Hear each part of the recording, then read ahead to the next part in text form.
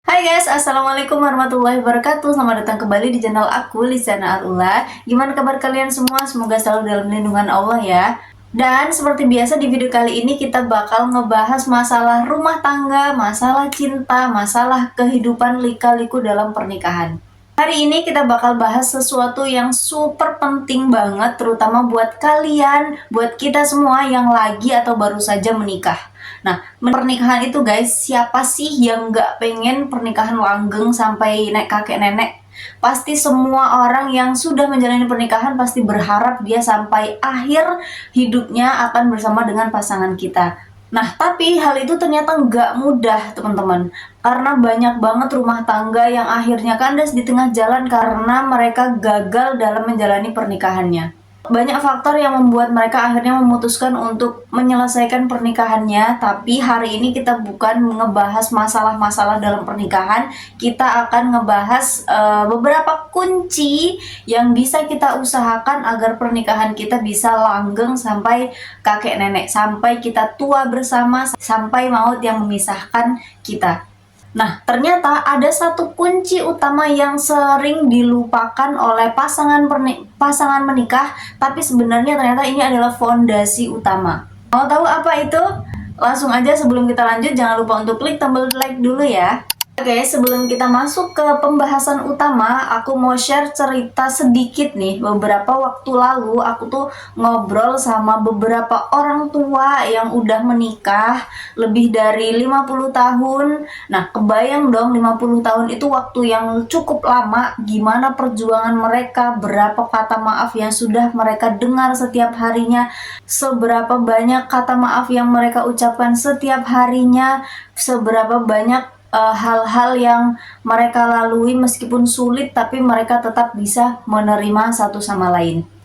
Dan aku beberapa kali nanya ke orang-orang yang sudah sepuh yang bisa aku tanyakan tentang resep utama dalam pernikahan mereka, dalam membina rumah tangga mereka sampai selama itu, sampai ada yang 50 tahun, ada yang bahkan sampai hampir 60 tahun.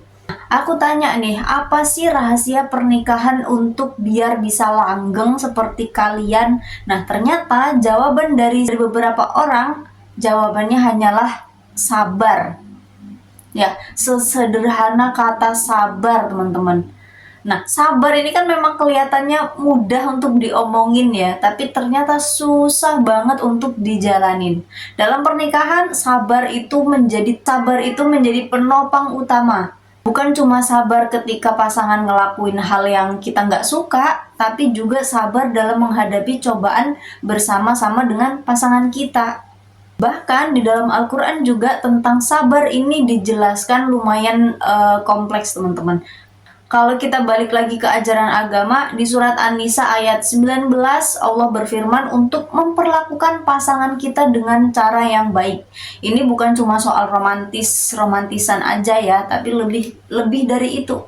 Bagaimana kita bisa sabar dan tetap memperlakukan pasangan dengan cara yang baik. Meskipun kadang mereka bikin kita naik darah ya, bikin emosi setiap harinya, ada aja hal-hal yang bikin kita jengkel kepada pasangan kita. Tapi di dalam Al-Quran juga sudah dikatakan bahwa kita harus sabar dalam menghadapi pasangan kita. Bayangin, misalnya nih suami lagi nyebelin-nyebelinnya, tapi kita tetap masak buat dia, tetap urus rumah, kita tetap ikhlas untuk melayani dia, meskipun sambil ngomel-ngomel sedikit. Kita sebagai istri tetap bisa tetap bisa untuk melakukan kewajiban kita untuk membahagiakan suami, untuk berusaha mengabdikan diri kepada suami.